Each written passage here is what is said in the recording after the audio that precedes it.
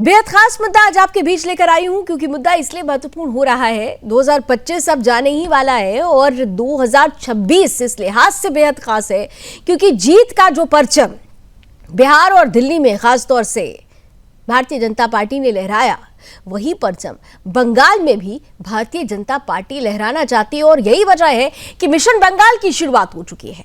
और इस कड़ी में जब गृह मंत्री अमित शाह पहुंचते हैं तो वो बयान सामने आता है जो तीर की तरह ममता बनर्जी को चुभ जाता है।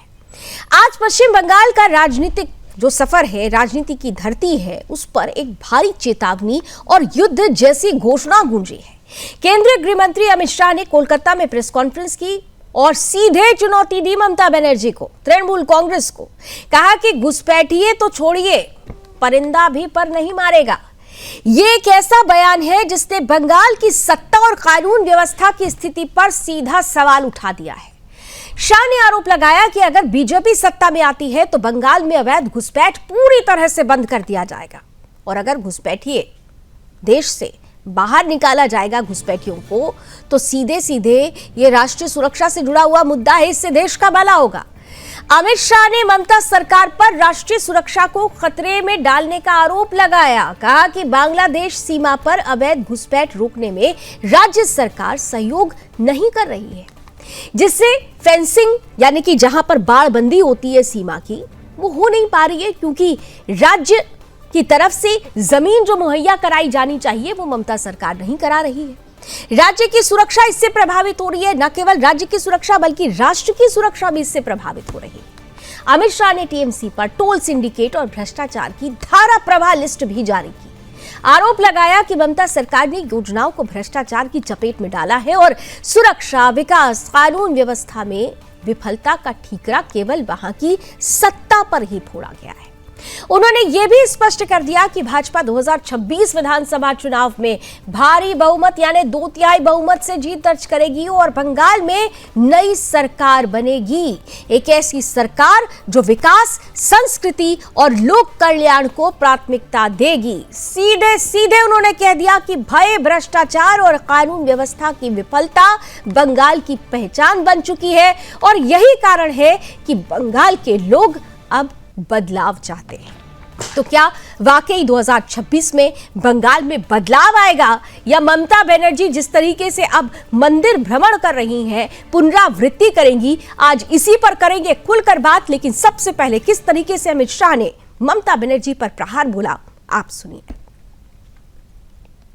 एक ऐसी मजबूत राष्ट्रीय ग्रिड बनाएंगे जो बंगाल से घुसपैठ को समाप्त कर देंगी।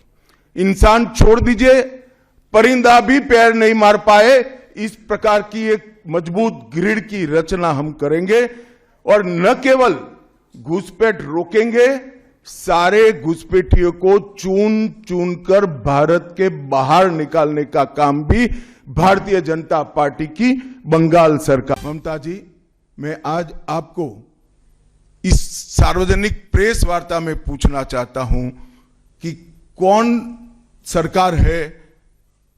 सी सरकार है बांग्लादेश की पूरी सीमा पर जो वाड़बंदी करने के लिए, बॉर्डर पर फेंसिंग करने के लिए जमीन नहीं देती है?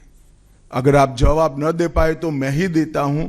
आपकी ही सरकार है जो जमीन नहीं देती है, जिसके कारण फेंसिंग का काम समाप्त नहीं होता है। फिर भी भौगोलिक रूप से कठिन सीमा पर से कोई घुस कर आता है तो कहां जाता है? सबसे पहले बंगाल के गांव में जाता है। आपका पटवारी क्या कर रहा है? आपका थाना क्या कर रहा है? क्यों इसको अरेस्ट नहीं किया जाता? क्यों उस पर केस दर्ज नहीं होता? क्यों इसको वापस भेजा नहीं जाता? जवाब है क्या आपके पास? क्या बंगाल की मुख्यमंत्री जवाब दे सकती है कि असम में घुसपैठ क्यों बंद हो गई? त्रिपुरा में घुसपैठ क्यों बंद हो गई? गुजरात और राजस्थान की बॉर्डर पर घुसपैठ क्यों नहीं होती है? पंजाब की बॉर्डर पर घुसपैठ क्यों नहीं होती है? कश्मीर की बॉर्डर पर घुसपैठ क्यों नहीं होती है? सिर्फ बंगाल में क्यों होती है? क्योंकि आपकी निगहबानी में घुसपैठ कराई जाती है और बंगाल को धीरे धीरे डेमोग्राफी चेंज कर आप आपकी वोट बैंक को पुख्ता कर। बनर्जी के नेतृत्व में भ्रष्टाचार के कारण पूरे बंगाल का विकास एक प्रकार से थम गया है। मोदी जी की सारी लाभकारी योजनाएं जो पूरे देश में गरीबी का उन्मूलन कर रही है, यहां पर टोल सिंडिकेट के भेंट चढ़ चुकी हैं और हर योजना डेड एंड पर पहुंच चुकी है। 14 सालों से भय और भ्रष्टाचार ये बंगाल का पहचान बना हुआ है।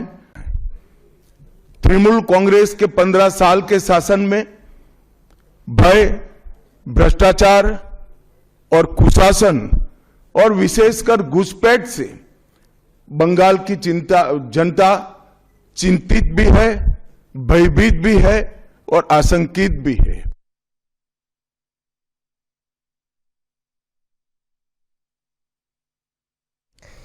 तो अमित शाह कह रहे हैं कि बंगाल की जनता चिंतित है, भयभीत है, घुसपैठ दरअसल वोट बैंक है और इसीलिए ममता बनर्जी ने बंगाल को पूरी तरह से हाशिए पर लाकर खड़ा कर दिया है। लेकिन अगर बीजेपी की सरकार आई तो बंगाल में एक भी घुसपैठिया नहीं बचेगा। अब बात निकली तो दूर तलक गई। इस पर ममता बनर्जी ने क्या प्रहार किया, आइए आपको वो भी सुनवाते हैं और फिर शुरू करेंगे आज की चर्चा। दुशासन एসছেন বাংলায়, ভোট আসলে দুর্যোধন আর দুঃশাসনরা আসেন, ওদের চোখে দেখবেন, দু চোখে দেখলেই আতঙ্ক হবে, এই বুঝি কিছু ক্ষতি করতে এলো রে, এলো রে, এলো রে, এলো রে, গেল রে, গেল রে, গেল রে। দুঃশাসন বাবু এসছেন, ছকুনি মামার চেলা চামুন্ডারা ঘুরে বেড়াচ্ছে আর বলে বেড়াচ্ছে বাংলায় নাকি 1.5 কোটি লোকের নাম বাদ যাবে। কেন? যারা সারা জীবন বাংলায় থেকেছে, বাংলায় তারা ভোটার। আজকে বলছেন মমতা ব্যানার্জি জমি দেয়নি। মমতা ব্যানার্জি জমি না দিলে এই তারকেশ্বর বিষ্ণুপুর লাইন কে করে গেছে? মমতা ব্যানার্জি করে গেছে, আপনি নন। জিজ্ঞেস করুন।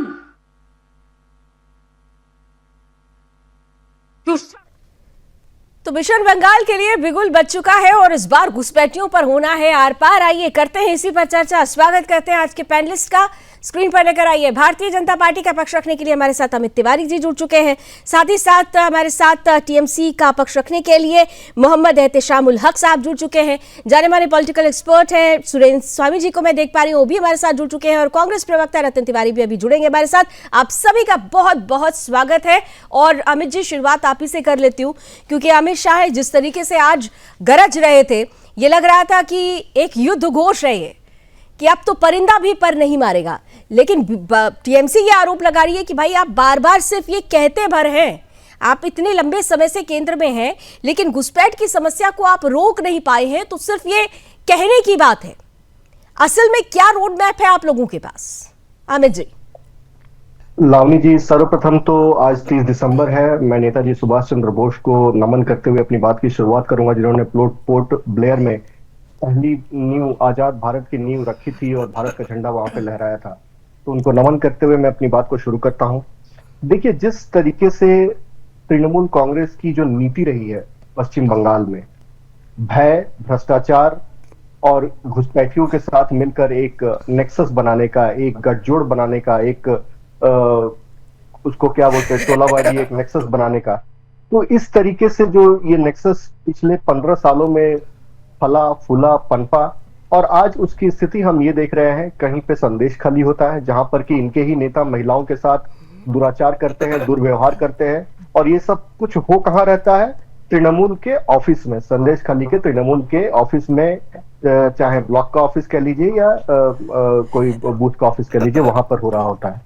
उसके बाद आरजीकर होता है, उसके बाद दुर्गापुर मेडिकल कॉलेज में आपने देखा किस तरीके से हुआ, फिर एक लॉ कॉलेज में किस तरीके से महिला, और वहां की मुख्यमंत्री कहती क्या है कि 7 बजे के बाद महिलाओं को निकलना नहीं चाहिए, क्योंकि 7 बजे के बाद बंगाल की सड़कों पर भ्रष्टाचारी घूमते हैं, बलात्कारी घूमते हैं, कहीं उनकी नजर उन बहन बेटियों पर ना पड़ जाए, इसलिए उनको निकलना नहीं चाहिए। अरे इतनी ही असक्षम है वहां की मुख्यमंत्री, तो इस्तीफा दे दे, इस्तीफा दे दे। अगर वो वहां की पुलिस मंत्री होते हुए वहां की कानून व्यवस्था को नहीं संभाल सकती है तो वो इस्तीफा दे दे। दूसरी बात मैं आता हूं लावनी जी आपके प्रश्न पर, जो आपने कहा कि जिस तरीके से अमित शाह जी ने कहा कि परिंदा भी पर नहीं मार पाएगा, तो परिंदा पर नहीं मार पा रहा है गुजरात में, परिंदा पर नहीं मार पा रहा है पंजाब में, परिंदा पर नहीं मार पा रहा है कश्मीर में, जहां से की घुसपैठ कभी बहुत ही खुलेआम हुआ करती थी, परिंदा पर नहीं मार पा रहा है आसाम में, त्रिपुरा में, जहां जहां पर हमारी सरकारें आई वहां वहां पर फेंसिंग पूरी हुई। अगर आप लोग इतना सीरियस हैं इस मुद्दे को लेकर, तो फिर एनआरसी को लेकर अभी तक नोटिफिकेशन क्यों नहीं जारी किया गया? देखिए, ममता बनर्जी की जो राजनीति है वो बहुत क्लियर है, क्लियर एंड कट राजनीति, कि उनको घुसपैठियों में अगर वोट बैंक दिखता है तो भाई वो क्लियर एंड कट दिखता है। लेकिन यहां पर सवाल ये है कि बीजेपी अगर घुसपैठियों को लेकर इतनी ज्यादा सीरियस है तो फिर एनआरसी को लेकर नोटिफिकेशन क्यों नहीं जारी किया गया अभी तक? उसमें क्या दिक्कत आ रही है? एनआरसी को लेकर नोटिफिकेशन जब जारी होना होगा तब जारी होगा, लेकिन सीए के माध्यम से लावनी जी मैं आपको बताना चाहूंगा कि मथुआ समाज के बहुत सारे हमारे यहाँ पर जो उधर से आए हुए थे नागरिक, उनको हमने नागरिकता प्रदान किया है। नहीं वो तो ठीक है ना, लेकिन हम तो यहाँ घुसपैठियों की बात कर रहे हैं ना, जो हमारे अपने, हम पहले उनको पहचानेंगे, जो हमारे अपने नहीं उनको खदेड़ेंगे, तो इसकी जो रिस्पॉन्सिबिलिटी है वो तो आपकी सरकार की थी। बहुत सारी बातें अभी मोहम्मद एहतिशामुल हक साहब से मैं पूछने वाली हूँ, लेकिन कुछ जो जिम्मेदारियां हैं, जो अकाउंटेबिलिटी आपकी है, उसको तो आपको तय करना होगा ना साहब। बिल्कुल लावनी जी, हमें ही तय करना पड़ेगा और हम ही तय करेंगे। अमित शाह जी ने, आपने देखा, पिछले 2 महीने पहले एक बयान दिया था और उन्होंने 3D पॉलिसी की बात की थी, डिटेक्ट, डिलीट और डिपोर्ट की बात की थी। तो आप एक तरीके से समझ लीजिए कि डिटेक्शन जारी है, इनको एक एक को चिन्हित किया जाएगा और इनका कोई भी डिजिटल फुटप्रिंट हो या फिजिकल फुटप्रिंट हो इस देश में, उसको डिलीट किया जाएगा और उनको डिपोर्ट किया जाएगा। और मैं आपको ये आश्वासन देना चाहता हूं पर काम चल रहा है और आपको समय आने पर इसका पता भी चल जाएगा। ठीक है, समय कब आएगा ये बड़ा सवाल है। समय क्या है, ये सिर्फ चुनाव के दौरान आएगा? ये तो समय पहले आ जाना चाहिए था। खैर, यहाँ पर हक साहब हैं टीएमसी का पक्ष रखने के लिए। एहतिशाम साहब, महत्वपूर्ण ये नहीं है कि अमित शाह किस तरीके से ये युद्ध घोष, ये जो घोषणा कर रहे हैं कि घुसपैठियों को खदेड़ा जाएगा, महत्वपूर्ण ये है कि घुसपैठियों को लेकर जो संजीदगी तृणमूल कांग्रेस को दिखानी चाहिए थी, आज तक वो दिखाई नहीं दी। क्या सिर्फ इसलिए क्योंकि आपको घुसपैठियों में अपना वोट बैंक नजर आता है? क्योंकि अगर आप घुसपैठियों से प्रेम नहीं करते तो जिस जमीन ना देने का आरोप बीजेपी लगा रही है, आपने वो जमीन पहले दे दी होती, फेंसिंग पहले हो गई होती।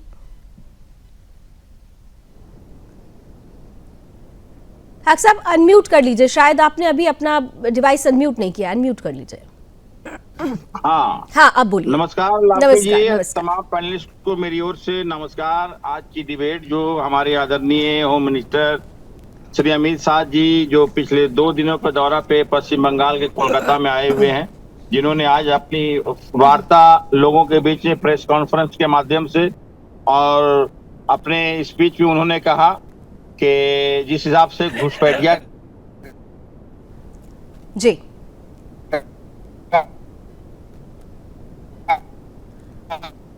एहतिशाम साहब, आपका नेटवर्क थोड़ा सा प्रॉब्लम कर रहा है और मैं आपसे एक रिक्वेस्ट करूंगी, शायद आप मूविंग हैं, लेकिन अगर आप कहीं पर स्थिर होकर रुक जाएंगे तो ज्यादा बेहतर, आपका नेटवर्क हम तक पहुंचेगा। बहरहाल शायद उनसे भी कनेक्शन कट हुआ है। हमारे साथ रतन तिवारी जी हैं, कांग्रेस का पक्ष रखेंगे। रतन जी, घुसपैठ को लेकर आपकी पार्टी का क्या स्टैंड है? सबसे पहले धोनी जी, मैं आपको प्रणाम करता हूं, सारे मित्रों को प्रणाम करता हूं। बहुत लंबे समय के बाद मैं आपसे जुड़ रहा हूं, मुझे उसका खेद है, दुख भी है। देखिए, घुसपैठ को लेके मेरा स्टैंड हमेशा से एकदम क्लियर रहा है और हमने बार बार कई चैनलों पे कहा है कि हमारी सरकार जब थी 2004 से लेके 2014 तक, हमने हर साल 12,600, 12,700, 11,300, 10,750, 8,950, तो तमाम अगर पूरे आंकड़े दिखाए जाएं तो आंकड़े में हमने बहुत सारे लोगों को इस देश से बाहर भेजने का काम किया है। लेकिन जब से भारतीय जनता पार्टी की सरकार बनी है तो आंकड़े उनके पास भी होंगे। उन्होंने तो पिछले 2017 में उन्होंने मात्र 14 लोगों को देश से बाहर भेजा है। तो उनकी कथनी उनके पास है, हमारी कथनी हमारे पास है। लेकिन अगर वो घुसपैठियों को बाहर भेजते हैं तो मैं स्वयं रतन तिवारी भारतीय जनता पार्टी का पूरी ईमानदारी से स्वागत करूंगा। पूरी कांग्रेस पार्टी इसके साथ है? क्योंकि अगर कांग्रेस पार्टी साथ है और अगर कांग्रेस पार्टी को लगता है कि घुसपैठी जो है वो संप्रभुता पर बड़ा खतरा है, तो फिर एनआरसी का विरोध ही नहीं करना चाहिए था आप लोगों को। आप लोगों को तो इसके लिए बाकायदा सरकार को, बल्कि आप जिस मुद्दे पर आप अक्सर आप लोग आंदोलन करते हैं, आपको इस मुद्दे पर आंदोलन करना चाहिए था कि एनआरसी को पूरे देश में जल्दी से जल्दी लागू किया जाए। बिल्कुल, मैं तो कह रहा हूँ ना, रतन तिवारी आज भी कहता है कि काम होने चाहिए। मैं कांग्रेस पार्टी की बात ही नहीं करता हूँ। कांग्रेस पार्टी की बात क्यों साहब, आप कांग्रेस पार्टी का पक्ष रखने के लिए बैठे हुए हैं। रतन तिवारी इंडिविजुअल क्या सोचते हैं, लेकिन यहाँ पर कांग्रेस पार्टी का स्टैंड मैं जानना चाहती हूँ। आप कांग्रेस पार्टी के स्पोक पर्सन है। लावनी, जो कार्यकर्ताओं का दुख होता है वो दुख तो मुझे भी होता है। या ये मान ले कि रतन तिवारी तो ये चाहते हैं लेकिन राहुल गांधी ये नहीं चाहते, कहीं ऐसा तो नहीं? बिल्कुल, राहुल गांधी जी को भी चाहना पड़ेगा जो हम चाहते हैं और जो कार्यकर्ता चाहते हैं। कार्यकर्ताओं से कांग्रेस पार्टी खड़ी है और हम जैसे छोटे छोटे कार्यकर्ताओं से कांग्रेस पार्टी खड़ी है, तो कार्यकर्ताओं के मन की बात उन्हें सुननी पड़ेगी अगर कांग्रेस पार्टी को बड़ा बनाना है और कांग्रेस पार्टी को मजबूत बनाना है। तो चलिए अमित जी कुछ कहना चाह रहे हैं। अमित जी आपकी बात पर, अमित जी कुछ कहना चाह रहे हैं। लावनी जी, रतन जी का दर्द जो है वो दिग्विजय सिंह जी का भी वही दर्द है जिसको राहुल गांधी जी ने कह दिया है कि आपने बहुत अच्छा मजाक किया है।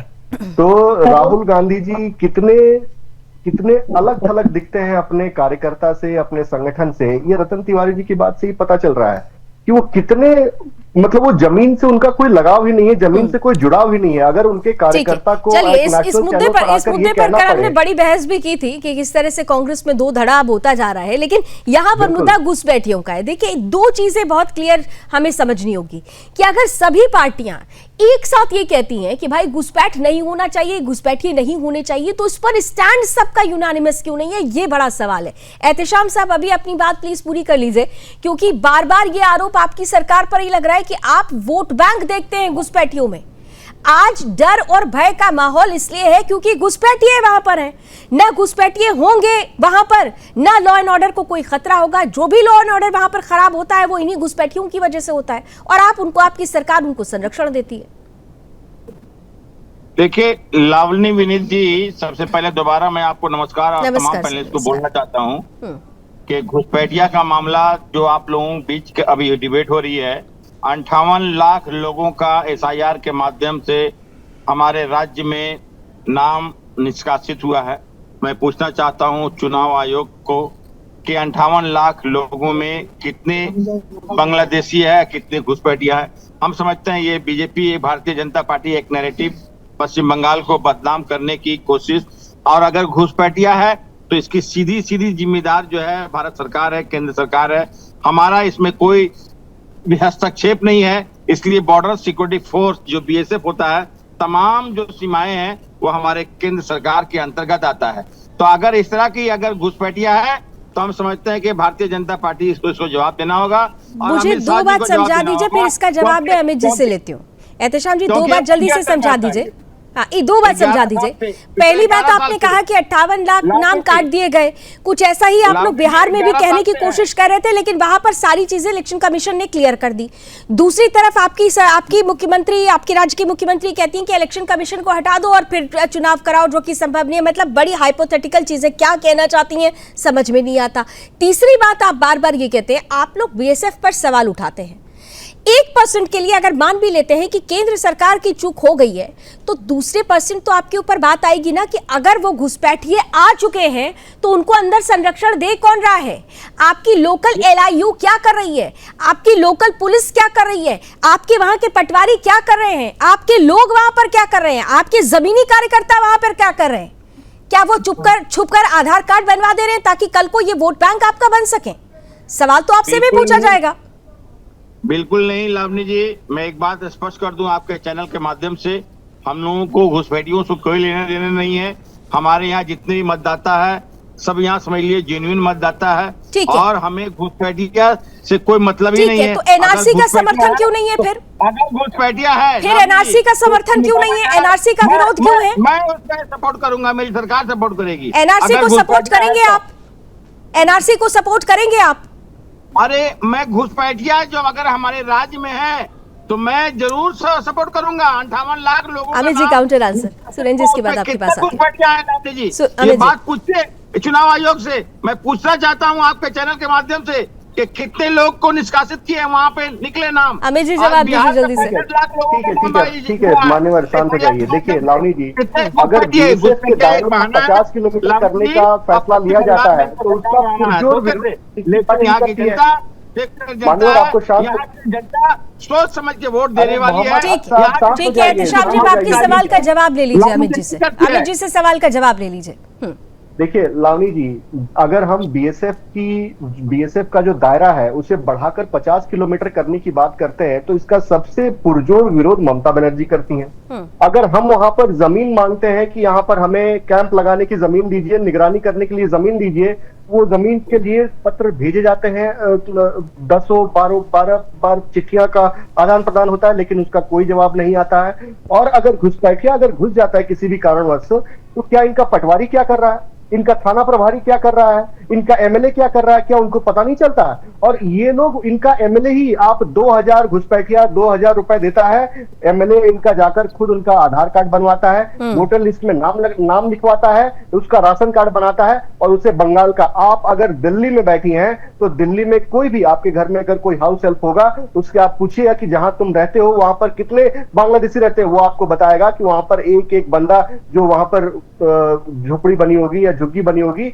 वहां पर अधिकाय तरीके से बांग्लादेशी रहते हैं, कम दरों पर काम और करते हैं। इनफैक्ट ये भी खबर हम दिखा चुके हैं कि दिल्ली में कई ऐसे अवैध घुसपैठिए बांग्लादेशी थे जिनका आधार कार्ड बंगाल में ही बना था, पश्चिम बंगाल में ही बना था, और वो नेक्सस कैसे क्रैक किया था ये भी हमने रिपोर्ट रखी थी। ऐसे में ठीक है, और 10 सेकंड लावनी जी और दीजिएगा। जब वोटर लिस्ट एसआईआर की प्रक्रिया शुरू हुई, हम सब ने देखा, आपके चैनल ने ये रिपोर्ट दिखाई किस तरीके से हकीमपुर बॉर्डर पे, फुलबारी बॉर्डर पे, पेट्रोपॉल बॉर्डर पे, इन सब बॉर्डरों पे जो बंगाल से लगे हुए थे और बांग्लादेश के लगे हुए थे, वहां पर किस तरीके से भारी भीड़ उस तरफ बांग्लादेश जाने के लिए। ठीक है, सवाल यही है सुरेंद्र जी, सवाल यही है कि अगर घुसपैठियों को लेकर, सवाल ये है सुरेंद्र जी कि घुसपैठियों को लेकर संजीदगी दिखाने की बात हर कोई कर रहा है, चाहे वो बीजेपी हो या टीएमसी भी कह देती है कि हम भी इसके पक्ष में नहीं है, कांग्रेस भी कहती है कि हम इसके पक्ष में नहीं है, लेकिन सही मायने में जब कदम यूनानिमस उठाने की बात होती है वो नजर नहीं आता है। किसके, आप कहां से किसको, कौन ज्यादा कंफ्यूज है और कौन ज्यादा क्लियर है, खासतौर से घुसपैठियों के मसले पर, जो कि 2026 में बंगाल चुनाव का सबसे बड़ा मुद्दा होगा। नहीं देखिए लावनी जी, जो घुसपैठी हैं उसको कहने की जरूरत है ही नहीं कि किसका वोट बैंक है। जो घुसपैठिए हैं बंगाल में वो तो बीजेपी को वोट देते नहीं है, तो इसलिए उनको प्रोटेक्शन कौन देगा इसमें कोई कहने की जरूरत नहीं है। डेमोग्राफी जहां चेंज हुई है पिछले 20 सालों में वो आपको मालूम है, वो आसाम है, बंगाल है, सीमांचल का बिहार है और मोस्टली आपका झारखंड का एरिया है। तो ये तो आ ही रहे हैं, तो ये नॉर्मल ग्रोथ, पॉपुलेशन ग्रोथ तो है ही नहीं, तो ये डेमोग्राफी चेंज है। तो चेंज कहाँ से आ रहा है? तो ये चेंज यहीं से आ रहा है कि वहां से घुसपैठिए घुस रहे हैं, और जो घुसपैठिए घुस रहे हैं उसका सबको सिंपल प्रिंसिपल मालूम है कि वो आसाम में, बंगाल में घुसते हैं, वहां पे उनके राशन कार्ड और वोटर कार्ड बनाए जाते हैं, फिर कुछ दिनों बाद उनको दूसरे राज्यों में भेज दिया जाता है। वो कुछ दिन वहाँ मदरसों में रहते हैं, मस्जिदों में रहते हैं, शाम को थोड़ा घूमते हैं, धीरे धीरे फैमिलाइज होते हैं, और फिर वहां पर वो बंगाल के आधार कार्ड के बेसिस पर वहां का लोकल उसका एड्रेस चेंज करा के वहां का आधार कार्ड बनवा लेते हैं। तो ये प्रोसेस है, सबको मालूम है। अब ये एक बहुत लंबा मसला है कि भाई ये कौन क्यों नहीं रोक पा रही है, बीएसएफ क्यों नहीं रोक पा रही है। सबको मालूम है कि बंगाल की जो फेंसिंग है वो हमारे 2 बॉर्डर हैं, एक बॉर्डर हमारा पाकिस्तान से लगता हुआ है, एक बॉर्डर हमारा बंगाल से लगता हुआ है। अब जो पाकिस्तान से लगता हुआ बॉर्डर है उस पे तो फटाफट फेंसिंग हो गई, और जो बंगाल वाला बॉर्डर है उस पे फेंसिंग हुई नहीं। अब वो फेंसिंग क्यों नहीं हुई, किन के कारणों से नहीं हुई, तो उसके 2-3 टेक्निकल विषय हैं, कुछ एडमिनिस्ट्रेटिव विषय हैं। एक तो वहाँ पे एनक्लेव का प्रॉब्लम था तो उसके चलते फेंसिंग नहीं हो सकती थी। फिर वो बाद में जो है प्रेजेंट गवर्नमेंट ने और शेख हसीना की सरकार ने वो एक्सचेंज करके और उस एरिया को क्लियर किया, तो वो फेंसिंग के लिए तैयार हुआ है। दूसरा वहाँ नदियां हैं, रिवराइंस हैं, तो उस पे फेंसिंग हो नहीं पाती है। तीसरी बात ये है कि जब फेंसिंग नहीं हो रही है तो वो ओपन बॉर्डर्स हैं, अब बीएसएफ की पेट्रोलिंग तो ऐसा है नहीं कि हर एक फुट पे आदमी हाथ से हाथ बना बिल्कुल करके आपने ठीक खड़ा कहा। हो। 550 किलोमीटर का ये जो एरिया है जहां पर फेंसिंग अभी तक नहीं हो पाई है, यही सबसे महत्वपूर्ण है। और सबसे बड़ा सवाल ये है कि बार बार इस एरिया का जिक्र तो होता है, लेकिन इसी एरिया की फेंसिंग को लेकर सबसे बड़ा सवाल खड़ा होता है। सवाल ये है, चलिए एक ब्रेक का वक्त हो गया है, मेरे पास ब्रेक की कमांड आ रही है, लेकिन सवाल मैं एहतेशाम साहब आपके लिए छोड़े जाती हूं। सवाल सुन लीजिए कि जब यहां पर ये स्पष्ट हो चुका है कि जहां पर फेंसिंग नहीं हुई है वहां से घुसपैठ सबसे ज्यादा हो रही है, और अगर घुसपैठ हो रही है और बार बार केंद्र सरकार ये कह रही है कि राज्य सरकार की जिम्मेदारी है कि कुछ जमीन जहां पर जो कि आपकी देने की जिम्मेदारी है, वो केंद्र सरकार को अभी तक आप मुहैया क्यों नहीं करा पाए हैं? क्यों उस जगह पर फेंसिंग का आपकी सरकार की तरफ से विरोध होता रहा है? इसका अभी तक कोई मूल कारण आपकी तरफ से नजर नहीं आया।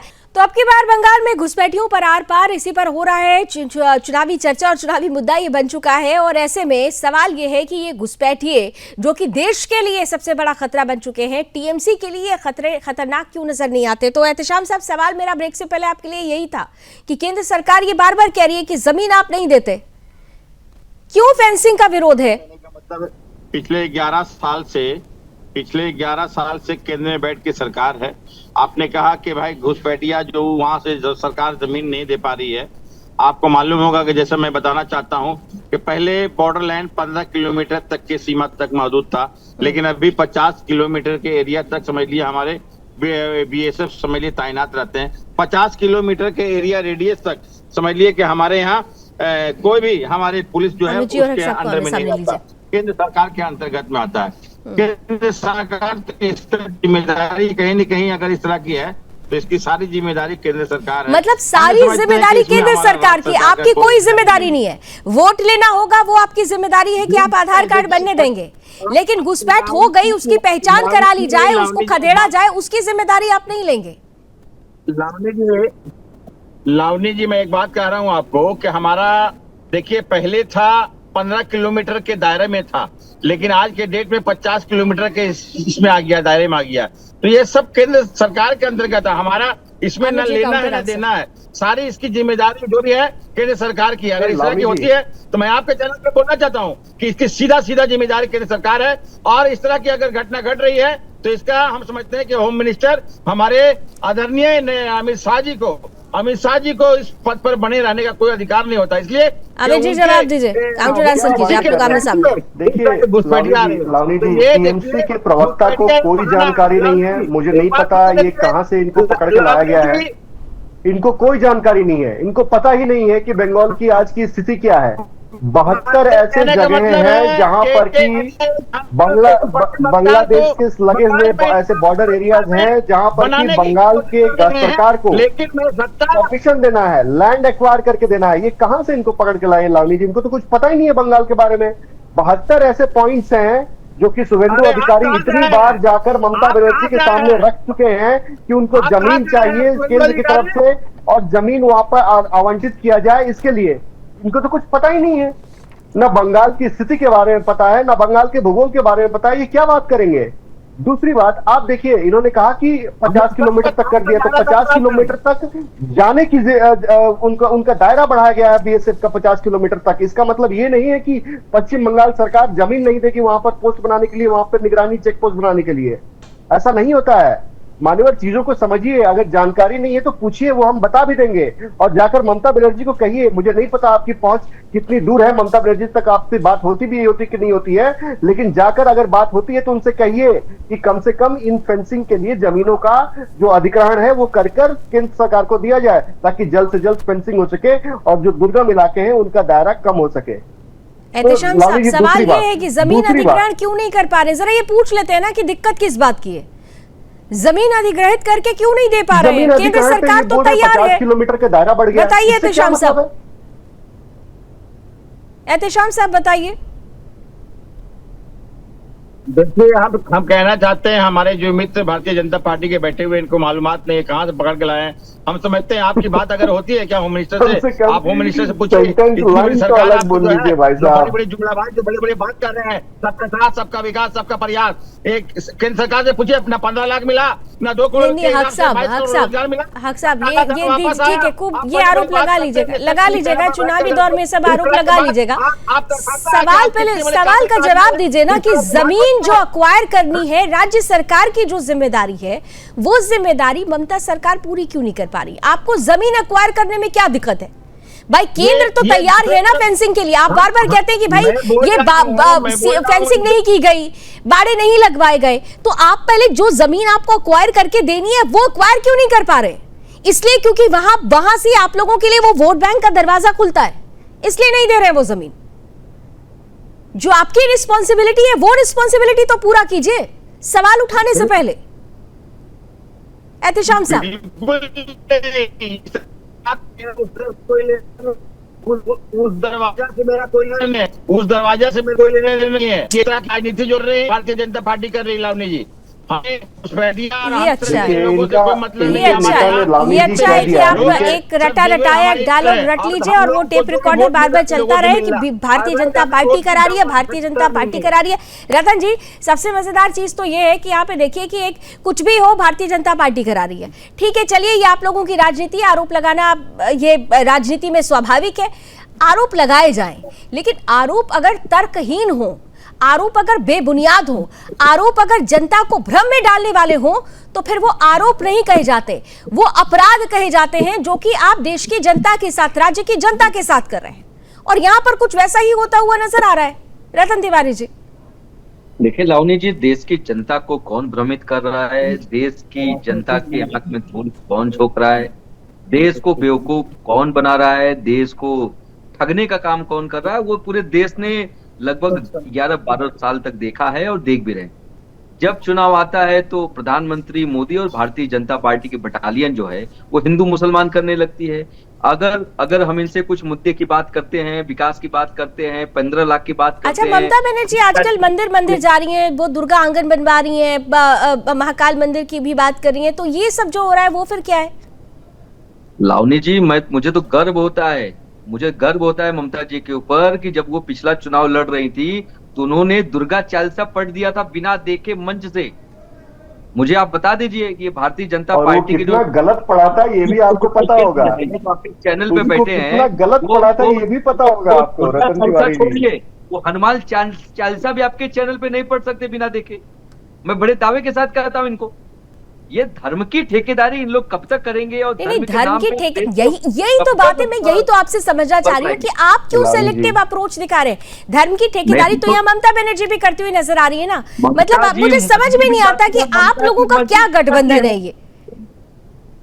देखिए ममता जी मंदिर भी जाती हैं, मंदिर और मस्जिद और सभी धर्मों को मानती है ममता जी, लेकिन भारतीय जनता पार्टी मात्र सभी धर्मों को मानती है, तभी तो जय श्री राम कहने वालों को किस तरीके से कोड़े बरसाए गए थे, वो तस्वीरें भी याद है ना आपको। इन्हीं बीते 15 सालों में ही वो तस्वीर आई थी, अभी ज्यादा समय नहीं बीता है। मैं बात करती हूँ, वो तस्वीर मेरे सामने आ जाती है, आपके जहन में भी वो तस्वीर आ गई हो। जय श्री राम कहने पर किस तरह से गाड़ी से तेवर से उतरती थी और क्या उनके तेवर हुआ करते थे, किस तरीके से वहां पर राम भक्तों पर डंडे बरसवाए गए थे, ये सबने देखा था। दुर्गा पूजा की शोभा यात्रा विसर्जन को लेकर अनुमति लेनी पड़ी थी, ये सबने देखा था। तो ये बदली हुई राजनीति, इस पर कुछ टिप्पणी कर दीजिए जब वो मंदिर भ्रमण करने लगती है। अब सुन लीजिए, बताइए। लावनी जी, जब भारतीय जनता पार्टी के चश्मे से आप देखेंगे तो आपको सब दिखेगा कि ये गलत हो रहा है, लेकिन अगर आप देश के चश्मे को लगाएंगे तो आपको मालूम पड़ेगा कि हाईवे पे धाकड़ जी क्या कर रहे थे, भारतीय जनता पार्टी का कौन सा विधायक। जी, पहले तो मैं आपको क्लियर कर दूं कि भाई मैं ना तो भारतीय जनता पार्टी की स्पोक पर्सन हूं, ना मैं कांग्रेस से हूं, ना मैं टीएमसी किसी पॉलिटिकल पार्टी से नहीं हूं। मैं देश की प्रवक्ता हूं, मैं बार बार ये बात कहती हूं, और इसीलिए मैंने पहला सवाल ही अमित तिवारी जी से किया था कि जो अकाउंटेबिलिटी आपकी है वो अकाउंटेबिलिटी आपको तय करनी होगी। तो तो कुलदीप ऐसे में सेंगर सवाल निष्पक्षता के साथ सुदर्शन न्यूज के मंच से पूछे जाते हैं, और आज भी मैंने बड़ी निष्पक्षता के साथ आपके सामने ये सवाल रखा था, लेकिन शायद आपके पास मेरे सवाल का जवाब नहीं है। आप ममता बनर्जी, आपके लिए ना उगली जाती हैं ना निगली जाती हैं।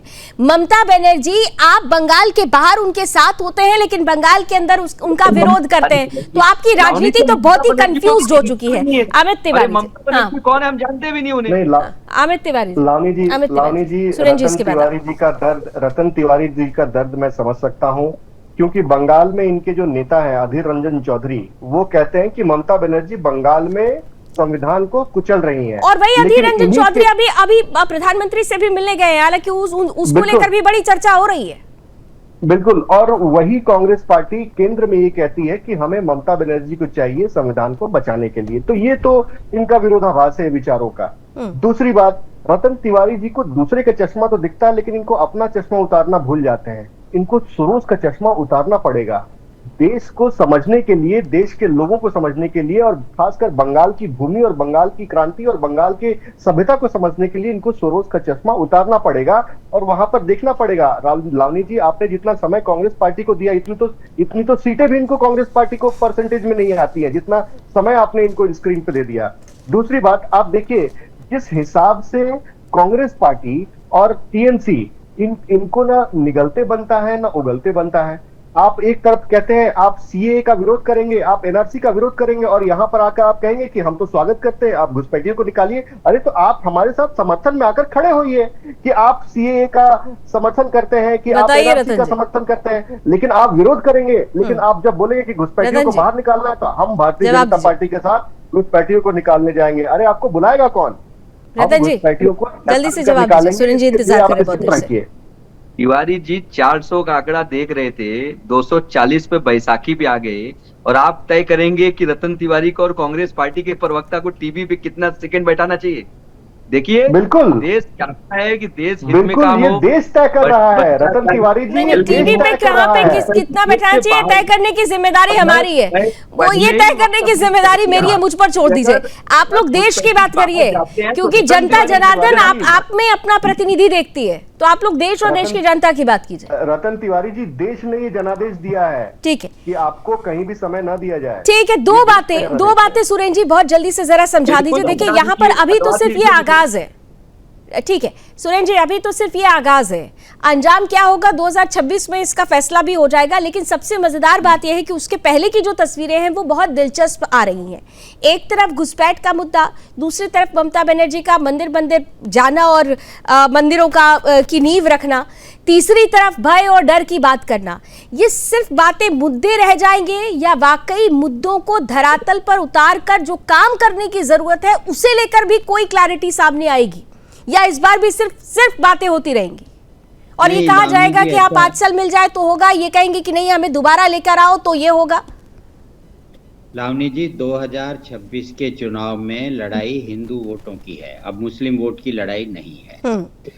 बिहार चुनाव के बाद और महाराष्ट्र के लोकल बॉडी इलेक्शन के बाद भाजपा को वहां एक अच्छी उम्मीद दिख रही है, और जब से वहाँ हुमायूं कबीर ने वहाँ पे बाबरी मस्जिद की नींव रखी है, वहाँ पोलराइजेशन बहुत फास्ट हो रहा है, और इसके लिए बीजेपी को वहाँ पे एक अच्छी उम्मीद दिखाई दे रही है। इसीलिए कांग्रेस भी अब कहती है कि घुसपैठियों को निकालो, आपके टीएमसी के भी कह रहे हैं हमें कोई दिक्कत नहीं है, घुसपैठियों को निकालो। उसका कारण ये है कि करीब 180 सीटों पर हिंदू वोट 50% से ऊपर है, और उसमें मजेदारी ये है कि 145 सीटों पर हिंदू वोट 80% से अधिक हैं, और बंगाल में सरकार बनाने के लिए आपको कुल 148 सीटें चाहिए। उधर मुस्लिम वोटों की संख्या 50 से उसके बीच में करीब 110-15 है। तो इसलिए ये सारी की सारी लड़ाई है कि अगर हुमायूं कबीर की पार्टी और एआईएम मुस्लिम वोट को ले गई, तो आप ये समझ लीजिएगा कि टीएमसी के लिए सत्ता में वापस आना असंभव है। मतलब मुश्किल नहीं, असंभव है। अगर वहां पर हुमायूं कबीर सभी सीटों पर लड़ते हैं और जिस तरह से उनको मुस्लिमों का समर्थन मिल रहा है और जिस तरह से एआईएम का जो प्रदर्शन बिहार में रहा है, अगर वो बंगाल में उनकी एक जो आइडियोलॉजी है कि भाई अभी ममता बनर्जी के सहारे हम 5 जिले काट के पश्चिम बंगाल उसमें बांग्लादेश में नहीं मिला सकते, ठीक है। तो अगर उस पर लेकर ये चले तो ये सारी लड़ाई वही है, इसीलिए उनको अब सब जगह मंदिर सबको हिंदू दिख रहा है। ठीक है, सबको और ये हिंदू दिख रहा है, और की ही वो लड़ाई हो घुसपैठिए, रही है एक वो समय। घुसपैठिए जो कभी वोट बैंक हुआ करते थे ममता बनर्जी की, आज उनकी ही पार्टी उन घुसपैठियों को खदेड़ने की बात भी कर रही है। लेकिन आगे क्या होगा ये देखना बहुत दिलचस्प होगा। समय इतनी ही अनुमति दे रहा है। बहुत बहुत धन्यवाद, आप सभी हमारे साथ जुड़े। मुलाकात अब होती रहेगी क्योंकि बंगाल का चुनाव है, और जब बंगाल का चुनाव होता है तो दिलचस्प तस्वीरें आती है। अभी तो से शुरुआत है, शुरुआत में ही अमित शाह ने स्पष्ट रूप से जो अपने तेवर है वो तीखे करते हुए बता दिया है कि घुसपैठियों को इस बार नहीं बख्शा जाएगा किसी भी हाल में। अगर बंगाल में बीजेपी की सरकार आई तो सबसे पहला प्रहार घुसपैठियों पर होगा। तो ये वो घुसपैठिए हैं जो ममता बनर्जी का वोट बैंक रहे हैं, और ऐसे में घुसपैठियों पर आर पार क्या ममता बनर्जी के लिए इस बार सीधे तौर पर खतरे की घंटी हो रही है। देखते रहेंगे, नजर बनी रहेगी। फिलहाल रण क्षेत्र में अभी बस इतना ही। देश और दुनिया की तमाम खबरों के लिए आप जुड़े रहिए सुदर्शन न्यूज के साथ। जय हिंद।